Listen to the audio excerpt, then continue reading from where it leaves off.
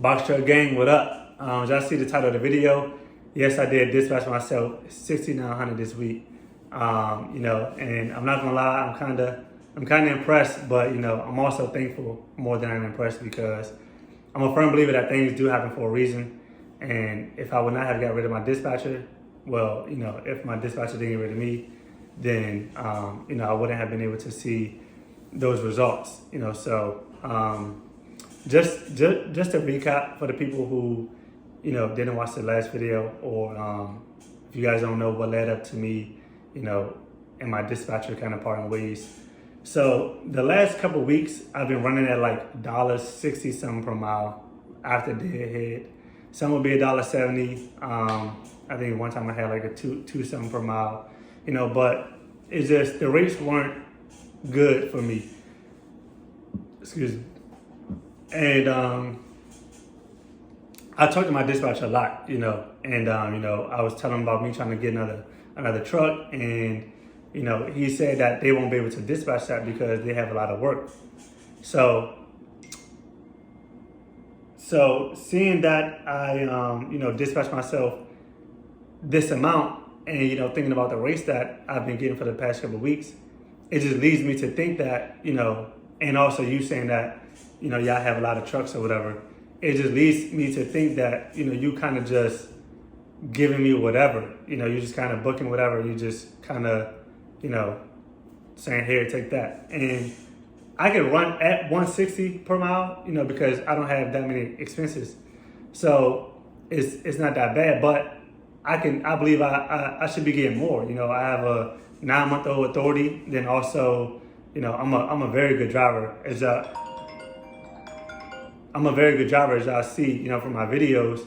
I get deliveries there on time, early, safely. I update every 2 to 3 hours, so I'm feeling like I don't deserve these kind of rates, so maybe they just had so much work that he just kind of gave me whatever, but after seeing that, just kind of like 2 weeks ago, I think I ran for like 3 weeks. And after like the second week, the first week I'm like, all right, maybe it's just a bad week.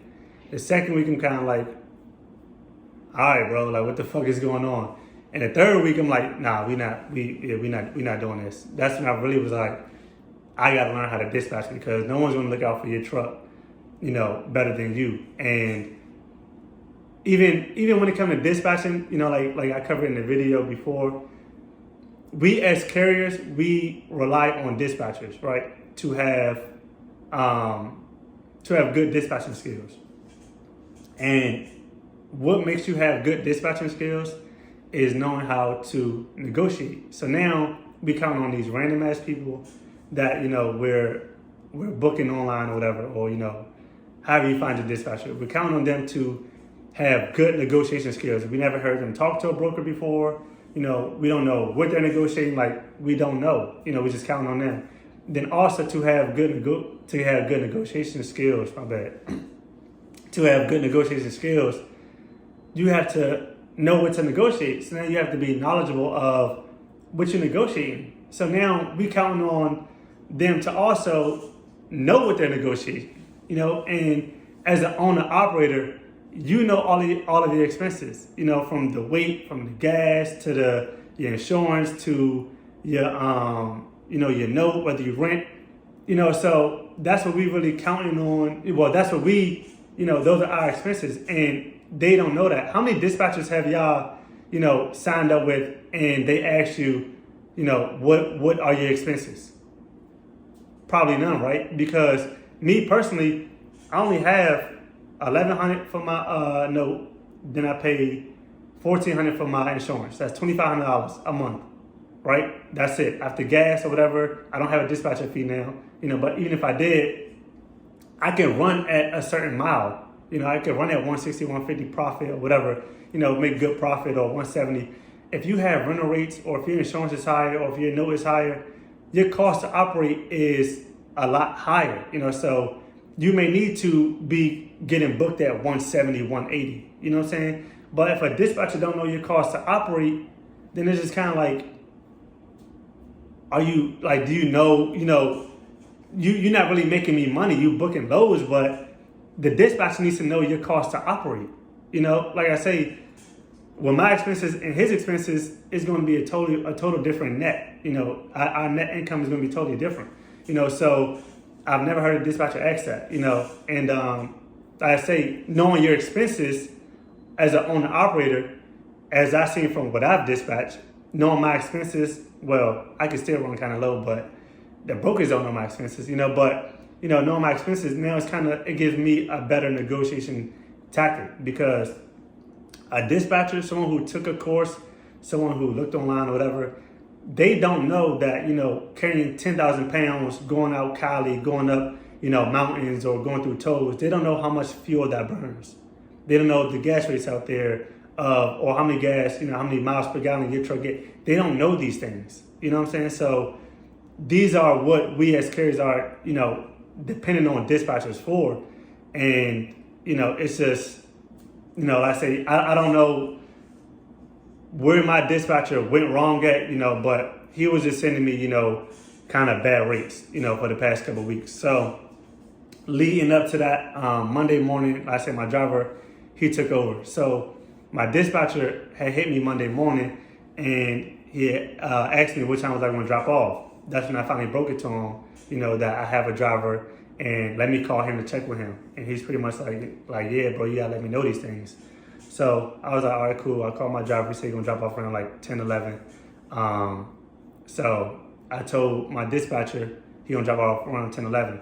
He didn't really hit me back for like a while. It's 8 in the morning. 8 in the morning, I was already up on the load board looking for loads, because like I say, I wanted to start dispatching.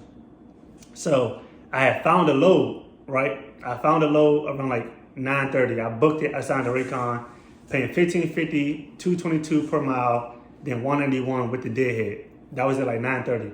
My dispatcher called me around like 10. He was like, "Yo, is your driver gonna be looking for another load after this, or what?" So that right there was a major red flag. I'm like, bro, the load board's been up since like 7:30, whatever. I didn't already book the load, signed the Raycon for $191, the best rate I done seen these past couple weeks. Why the hell you just now asking me, you know, am I looking for a load? Like, you should have been looking for a load, you know? So I had broken to him. I told him, I was like, I want to start dispatching, you know, but is it okay, you know, if I, you know, like look for my own loads, and then, you know, whatever you look for, then you take the 10% of that, and then whatever I find, then I just keep. Because I wanted to have a safety net, because I wasn't fully prepared, you know, to dispatch myself, you know, whether I get stuck in the area. That's one thing about my dispatcher I never really set, besides one day when I was in Colorado. Out of 60 days, I set one time. So now I asked him, you know, like, can you dispatch as well while I lift my own loads? And he was like, nah, we're not doing that, you know. Not like negative like that, but it's pretty much like, you know, nah, you know, that's kind of like competition, you know. I think it's best if you just dispatch your own loads, and, you know, we can kind of just go our separate ways from here. So it really threw me off, because I'm like, well, I found this one load, but shit, now from here on out, I got to really rely on myself to find, you know, loads by myself. So all week I've been in the house just the same way, you know, I went 31 days on the road, stuff like that. I've been in the house all week just looking up straight dispatch stuff, you know, on the dispatch side. I have the owner operator, I have, you know, the negotiating expenses, stuff like that, because, you know, I've been out here in the trenches, you know what I'm saying? I didn't put that work in. But, you know, now that I got the dispatch side, I don't know if I got it down. I mean, I'll let y'all be the judge, you know, but, you know, now that I have some dispatch, you know, kind of knowledge, now you kind of combine it and you get $6,900 per week, $6,900 a week, you know, with $238 per mile total mile. Well, $238 per mile before deadhead, $224 after deadhead.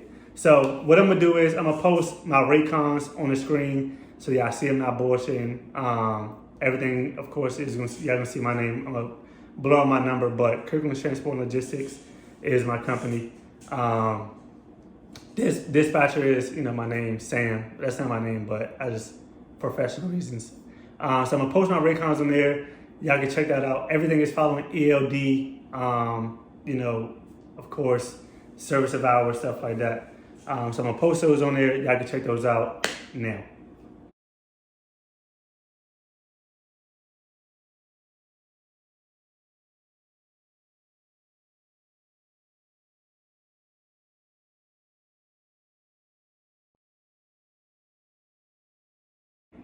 The total miles I drove this week, well, my driver drove was 3,069 miles. That's pretty good. I've only probably really spent about maybe about 1,000 in gas, maybe 1,000, 1,200 in gas, somewhere around there. So on one of these loads, it was my second load for 1,350.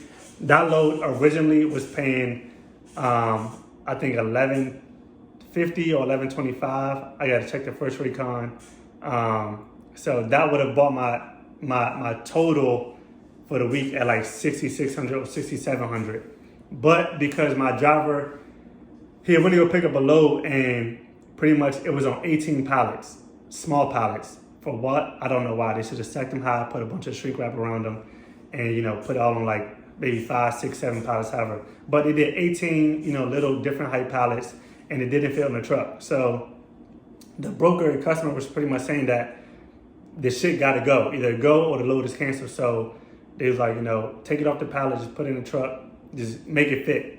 So my driver had to help assist with that. And they gave an extra $200 and I think $25 for that load. That I did not keep no extra money for that. That whole $225, that went straight to my driver. Because I didn't do no work. Like, of course, it's my business, and I could have gave him $150 or whatever. I could have lied to him, but when I told my driver from the jump, I'm not going to play with your money. I'm not trying to, take no money from you. Whatever kind of extra labor you do, whatever driver assist load, they charge, you get to keep all that, So we got a pretty, pretty understanding and respectful, relationship when it comes to just doing business. Because like I say, I told him, you don't work for me. I'm not your boss. You know what I'm saying? You're a driver. I'm just helping you get to where you need to get to. So, we try to keep things real respectful, and he's a good driver. He down to go anywhere. He said he trying to beat my 31 days over the road straight. So shit, I'm all for it. I'm like, shit, nigga, do 4 months. You make some money, I make some money. Shit, we both win. You know what I'm saying? So I have a real good driver, man. I fuck with him pretty hard. So those are my rates for the week. Some people have asked, am I dispatching? I am in the process of course, starting a dispatch, my own company. I do have a website coming where people will be able to apply for dispatching and stuff like that if you need services. But I need to get a hang of dispatching multiple trucks, and then of course, hiring people or putting people on, but I don't know how long that process is going to take. Like I say, this is only my first week. I don't like to rush anything. I like to, of course, scale, and, whenever the time is right, then that's when, I'll start, dispatching for other trucks. But right now, just really getting it down packed and, building a relationship with brokers and, because as y'all see, when you have a dispatcher, even though your company name is on that dispatcher is building that relationship with that broker. So these brokers are calling dispatchers or whatever and saying, hey, we got work, or hey, you have any trucks? It's not necessarily you.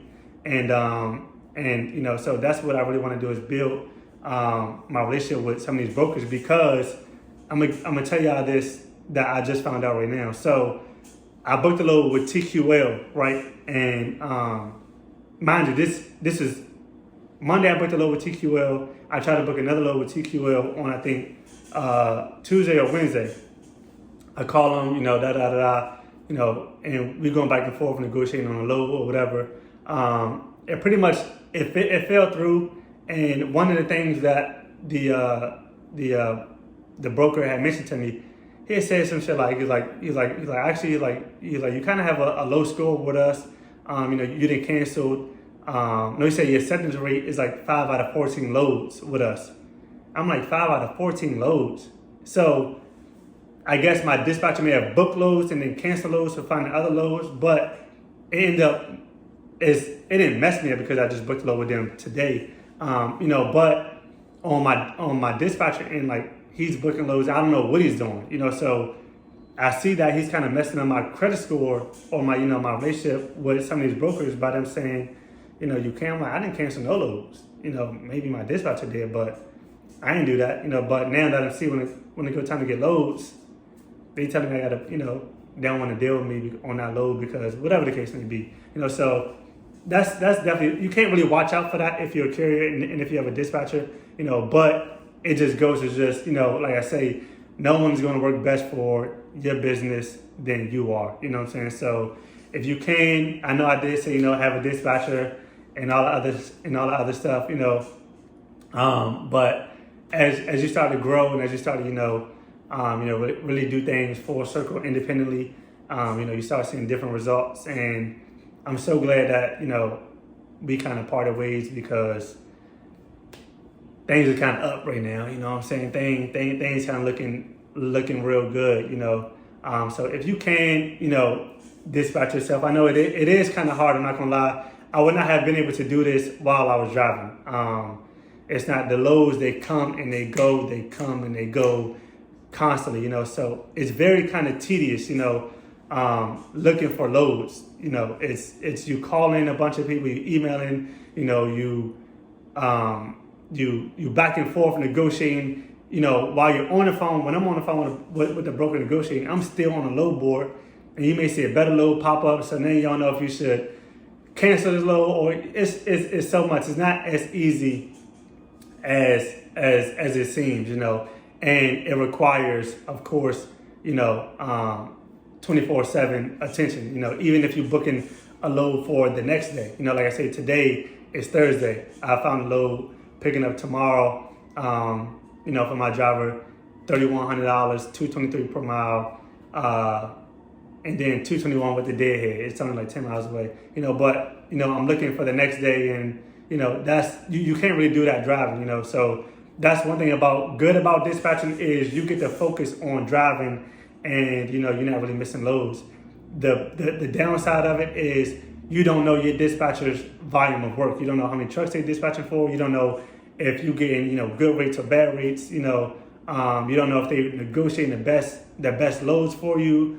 And that's one thing like I say about me. I'm not afraid with these brokers, even though, I don't have that safety net of my dispatcher, but I'm not afraid I shoot my shot, what I'm saying? Like, nigga, this is what I need, what I'm saying? And sometimes it's like, all right, this is what I need, but I can come down, I can meet you around here. We can do this.